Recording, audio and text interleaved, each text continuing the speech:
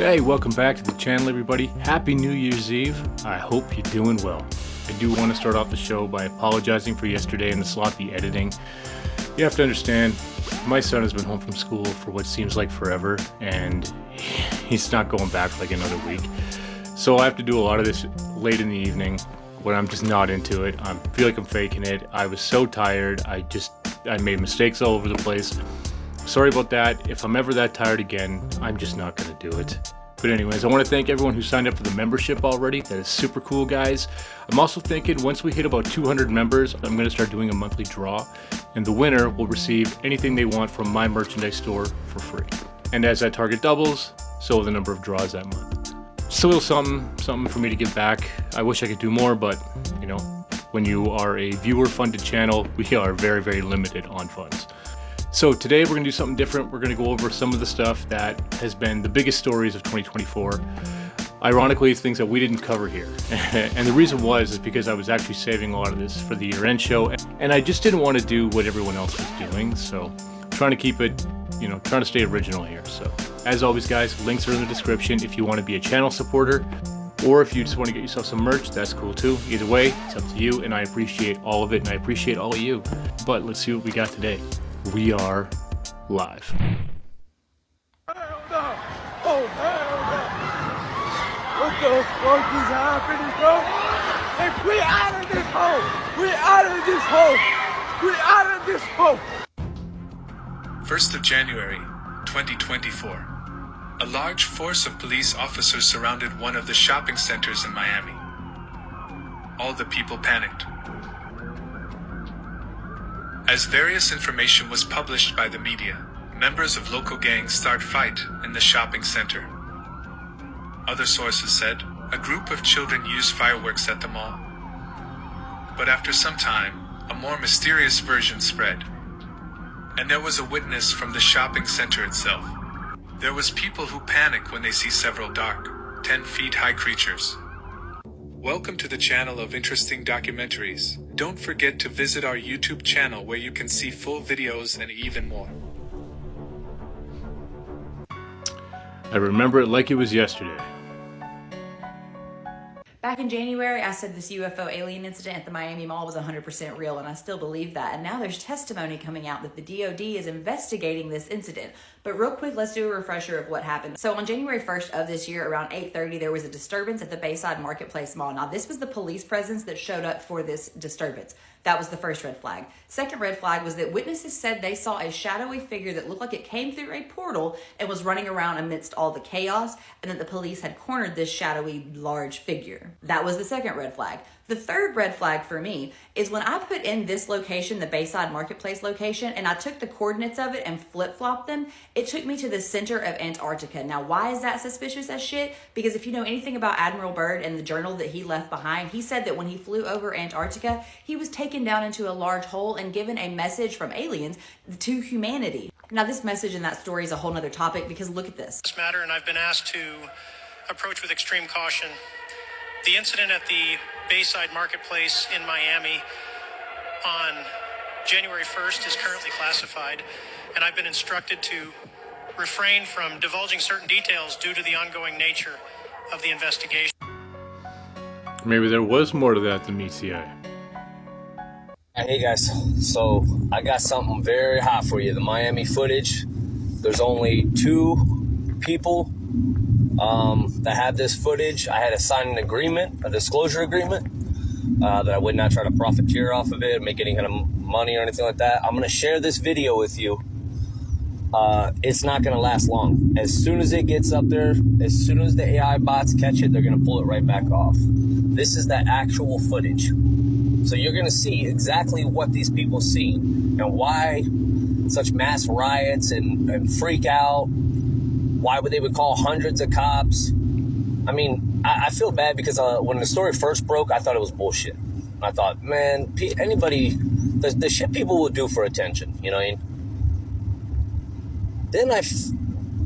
Then I found this video, and then I just thought, there's no freaking way this is real. So I messaged the person.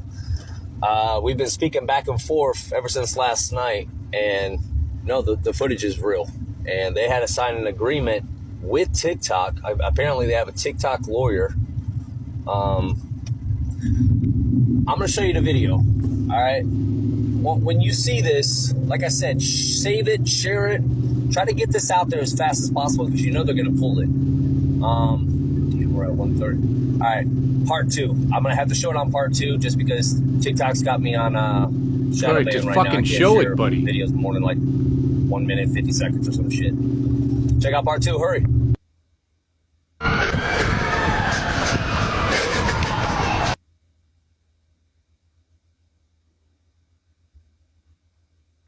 Yeah, I remember when this footage came out, and these black things that you see there were allegedly 10-foot tall aliens. I don't know. It seems like it was so long ago, but then it just kind of fizzled out like everything else, right? So, yeah, I don't remember what else came of this, but I do remember that was a lot of people saying that was the official footage.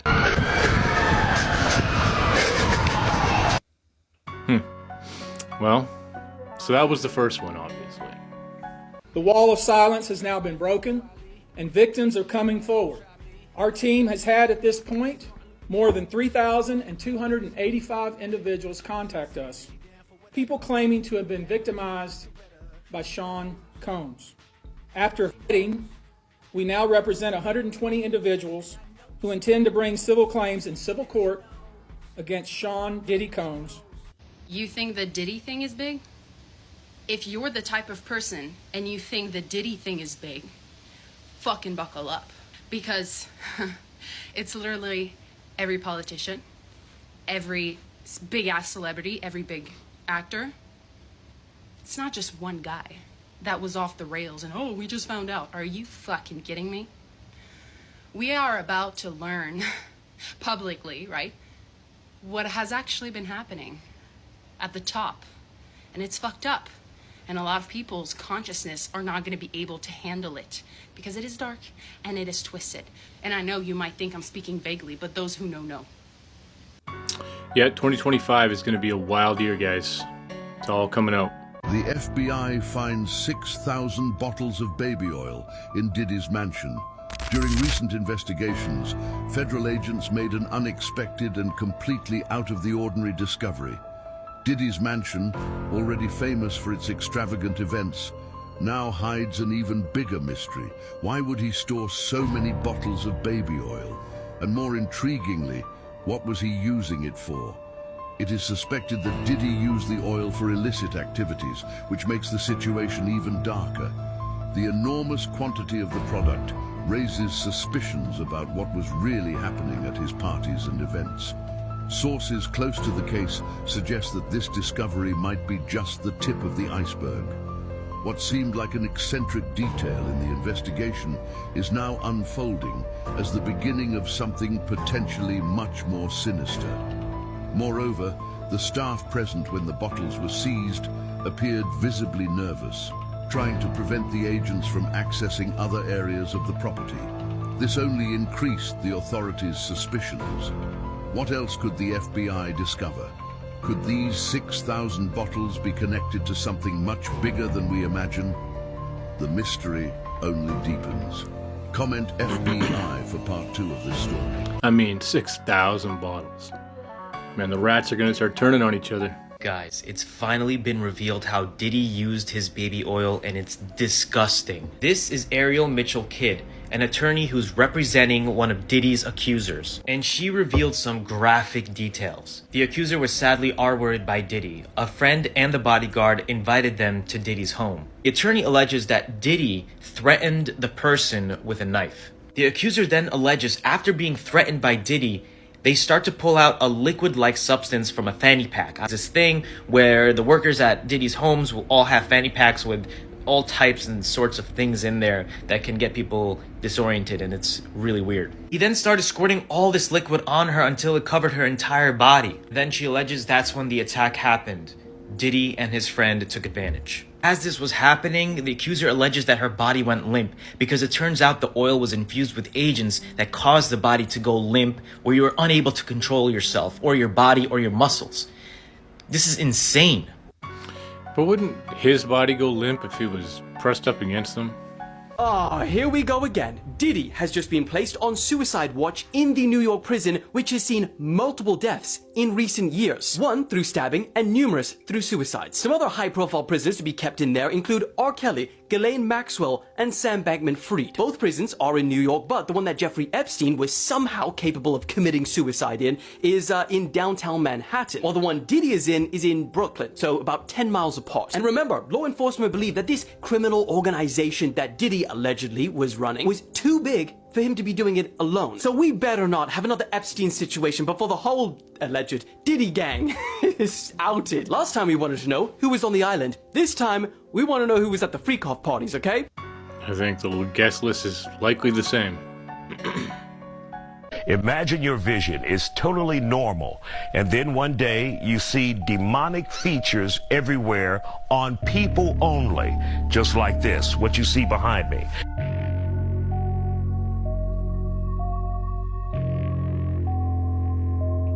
Well, it's commonly known as, or now known because people didn't know about it at first. It's called the demon face syndrome. People with the condition see parts of other people's faces distorted in shape, texture, position, or color. For Shara, that means grotesque, grimace, elongated eyes, and deeply etched scars. Also pointed ears.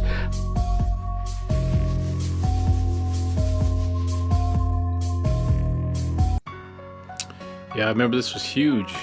A lot of people were talking about this. There's something really strange going on in the US, and for the past few months, for some mysterious reason, there's been several videos popping up all over social media of people seeing what's supposed to be demon faces everywhere they go. Hey, so today I experienced something that I've never experienced in my life before. In this specific video posted by Chip Trachenfels, he explains that he had been working delivering products for a company and everything was going smooth until this happened. As I do every week, twice a week, I make deliveries to the same guy. I've been doing it for 7 months. And it's the same guy every time I walk in. He's got a big garage with like a couple trucks in it. I walk in, I hand him his parts, we talk for a minute, I walk away. I go on my business. Today, I walked in, and he had his back to me, and he was working on his bench, and he must have heard me coming. I don't know, because I was actually pretty quiet, I thought, but when he turned around, I jumped and kind of grabbed my mouth like that because I didn't know what to think. And he laughed a little bit, and he called me jumpy. And I was like, yeah, no, I'm just not feeling very good. And I handed him his part, and I was like, hey, I gotta go. The reason I reacted that way is because when I looked at him, he was different. He didn't look like the same guy I saw every other time. First thing I saw was he had no color in his eyes. They were completely black. Like you couldn't even see reflections. It was just a black mass. And for some reason his ears were kind of weird and they had like this little point like that. I don't know what that was. Whatever it is that happened to Chip Trachenfels that day, it creeped the heck out of him. And he goes on and explains that while talking to other people about it, some mentioned that there's a new disorder where you see demon faces everywhere you look. I was talking to my friend, and he sent me an article about them saying that a new disorder that's coming out where people are starting to see demon faces in people. And it got me thinking, if they're putting something like that out, could it be a disorder, or is it God is actually letting people see demons and they're just trying to make it look like we're crazy? Chip goes on and explains his own theory on what could be happening, and even though he could have developed this rare syndrome, I believe it's not the case. He uploads a part 2 and a part 3 and explains that the man that he had seen was actually dead. I have a massive update.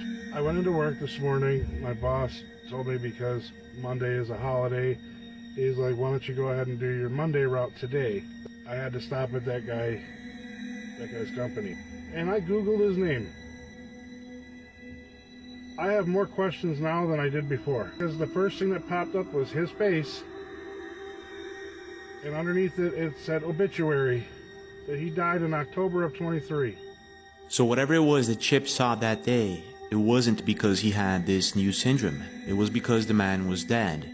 But how do we explain the full-on black eyes and the pointy ears? Was he seeing ghosts, or was it something else entirely?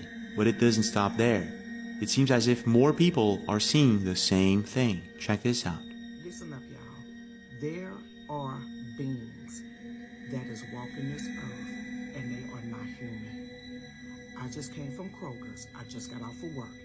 I went to go pick up a few items. I Love to Giggle too, an internet profile who is used to uploading comedy videos, recently posted this very bizarre experience she had inside of a supermarket. She explains how she was in the bread aisle just picking up some products when all of a sudden she noticed this person staring at her. A bit freaked out, she moves to another aisle, but this person moves with her and keeps staring at her. And this is what happens. While I'm in the international aisle at one end, this guy comes around and he's at the top of the same aisle. I see him still looking at me. Now, mind you, there's a couple of things that I need to get out of that aisle. So the first part of the aisle, I grab what I need to grab, and I go about midways down. He's at the other end. So he's staring at me still. So I kind of look at him, and I go like, how you give somebody that type look? He's still staring. So I'm looking for what I'm looking for. I can't really find it because he's throwing me off because he keeps staring. Mind you, this man don't have nothing in his cart. He's not even turned to look at any food. He's looking directly at me. Now completely freaked out, she decides to confront the man, and this is what happens next. I turn to look at him. Y'all, when I tell you, this man stared at me and his eyes turned black. Everything in his whole eyeball, not just the pupil, but the white part, turned completely black. He looked, it said black, and then he walked away.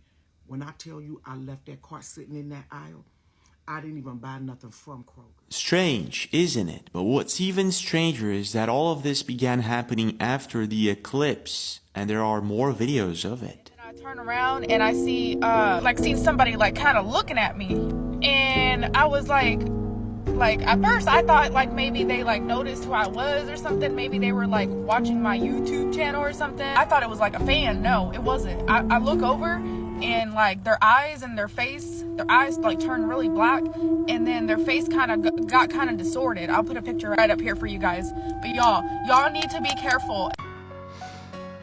I haven't personally experienced that. Let me know what you think. My house washed away. I had a cat, I had 2 geckos. I lost it all. We lost everything, family, friends, homes, our jobs, everything, our animals. We have nothing. We got family members floating down the river. Jackie and Alex say they're struggling to find help and that resources are strained. FEMA's here. You know what FEMA just told us? We can't get you a phone. I have no ID. I have no way to pay for food. He has no way to get gas. We're stuck. So we have to sleep in a car that's leaking with the same clothes we've had on since the... For now, these strangers have each other until they can find more help and reach family. She hopped in and she said, "Thank God for country people." This little boy was nice enough to pick me up. Reporting in Asheville, North Carolina, for AccuWeather, I'm Bill Waddell.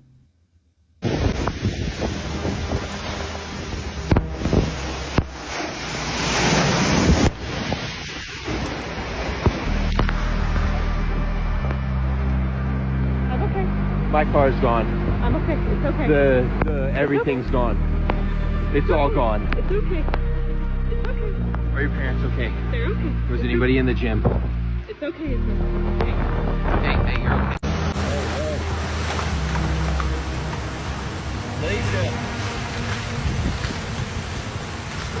Lisa, get up, get down.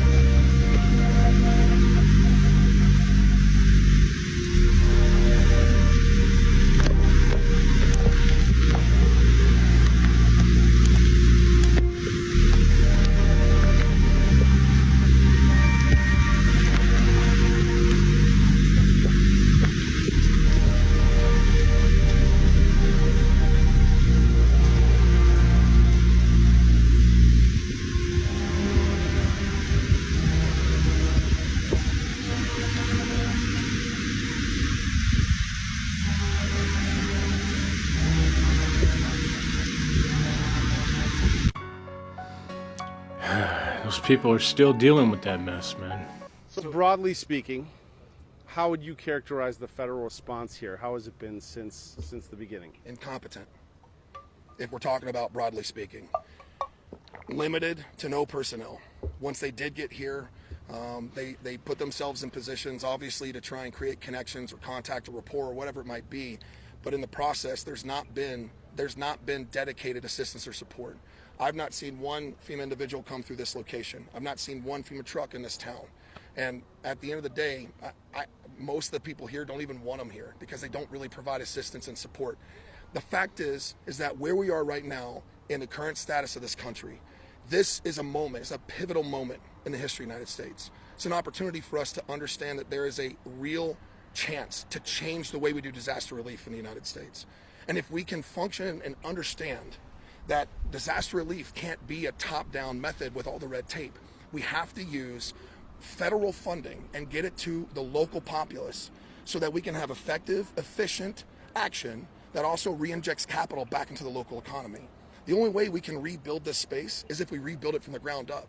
We already have contractors that are rebuilding roads, contractors that are rebuilding homes. It's because it's their roads and their homes. Why would we hire preferred contractors outside of this region, pay them to come in and provide reconstruction effort when we can provide that capital back into companies that need it desperately? That's the principal piece. That's what this region needs more than anything else. It doesn't need FEMA coordination for personnel, the movement of supplies, or anything else. What it needs is federal dollars to be released at the highest level, cut through the red tape, and have it directed directly to the community so that we can raise the community up from the ground. And FEMA won't supply hard labor forces or infrastructure support. That's a different conversation. That's something that at that level and the state level would be significantly beneficial. But when it comes to ground effort, efficient, effective effort and action that re-injects capital back into the local populace, that's the critical piece. I couldn't tell you how many videos I've seen of FEMA working against helping these Can I people. tell you what I find suspicious as shit? That one of the areas affected by Hurricane Helene is the world's largest lithium deposit, and the DOD just entered into an agreement with this company right here to mine lithium for electric cars starting in 2025. Now that area is completely devastated. This is a $90 million agreement between the DOD and this company right here to get Kings Mountain, North Carolina lithium mine up and running by 2030. If that area has been inundated, is in a disaster zone, then the government can come in and do eminent domain and they can pay you what it was worth 5 years ago rather than what it's worth right now. Imagine that your home has turned into a watery lot and the government comes to you and says, hey, I'll pay you what you paid for it. You're gonna take it and you're gonna go, right? What do you think is going to happen right here now that they want this lithium mine up and running by 2025, 2030 at the latest? Back in 1947, we had the Florida-Georgia hurricane, or Hurricane 9, and it was the first hurricane to be targeted for weather modification. What happened was General Electric, the U.S. Navy, the Army, the Air Force, they poured dry ice into this hurricane using airplanes to see what would happen. Would they slow it down? Well, what happened was it slowed down a little bit, but it turned west really sharp. Let me show you. This is the path that the hurricane took in 1947. Does it look similar to you? Probably not. It's a coincidence, right? Moving on. I'm sure this is just another coincidence, but do you know who owns the most shares in that lithium mine? BlackRock and Vanguard. I'm sure that's just a coincidence, right? Unbelievable. Wouldn't it be crazy if one of the largest lithium deposits in the world was right outside of Asheville, North Carolina? Wouldn't it be crazy if the largest lithium mining company in the world, 3 days before the flood began, submitted the permits for their mine right outside of Asheville, North Carolina? Wouldn't it be crazy if the mining company was just given $250 million in grants to help with construction of their mine right outside of Asheville, North Carolina? Wouldn't it be crazy if less than a month before the flood started, BlackRock acquired 2.2 million shares of stock in that mining company? That's crazy. Wouldn't it be crazy if the residents that opposed the mine had their homes and properties destroyed? That would never happen, though. I'm sure they wouldn't take things that far. Nah. Stay safe, Florida. Let me know. On a serious note, yeah, all my people in Florida, feel free to message me anything throughout this. Stay safe. Yeah, I mean, they'd have to be able to modify the weather to do that. Look at this motherfucker. Look at him spraying. Look at that. Look at that. He is spraying the sky again. Bro, this is fucking crazy, man. Look at this guy.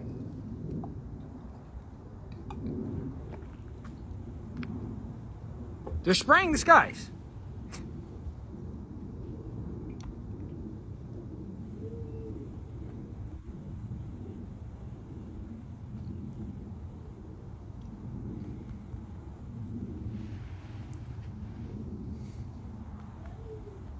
Look, he just sprayed that.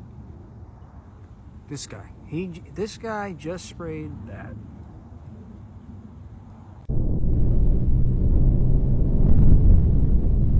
This is crazy. God, look at it. That's not a plane. Yeah, it's wild. And you know, if we have anyone from New Jersey who's watching, let us know in the comments what you guys are seeing. That's not. That's not my camera.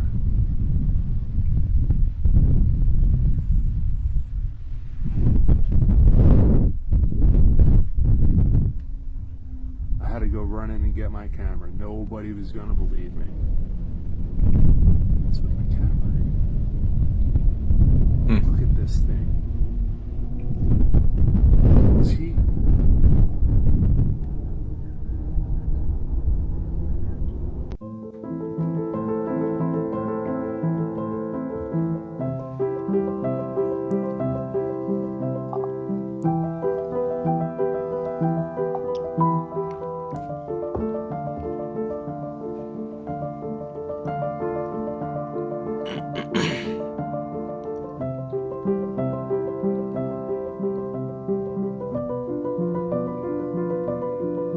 These orbs or plasmoids or whatever you want to call them are being spotted everywhere, not only in New Jersey, and now people are thinking maybe that's why there's so many drones out there. There's a video of one of these things, and that green blinking light is a drone. It goes really close to it, but then watch what happens once it goes right on top of it. It gets thrown down. This one was actually captured by ABC7 News in New Jersey, but you have to see what happens when somebody tries talking to it. So this video was actually taken not in New Jersey, but in Pennsylvania just a few days ago. Jesus loves me. Oh, you know Jesus. You know Jesus. Jesus is awesome, isn't he? Yes, he is.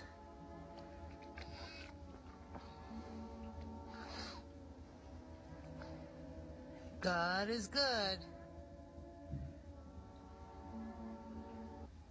God is good. God is good. Get right with them. Guys, I've got some amazing footage for you. Look at this. This is straight out of New Jersey about 3 days ago.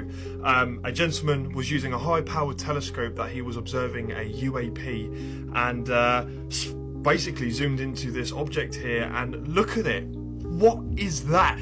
I'm going to enhance this video a little bit to kind of get some more of the finer details and see what we're working with. So like the other day with that lady who spoke to that plasmoid and it reacted, look at this. It's kind of similar. If you look at the underneath, it looks like there's some sort of propulsion there. I'm not sure. It could be a 4-dimensional object in a 3-dimensional plane, or 5th-dimensional that isn't kind of showing its true self, or, you know, basically in our perception. I don't know. This footage is insane. Let me know what you think. Oh my word. I have no idea. Very early in 2025, all hell is going to break loose.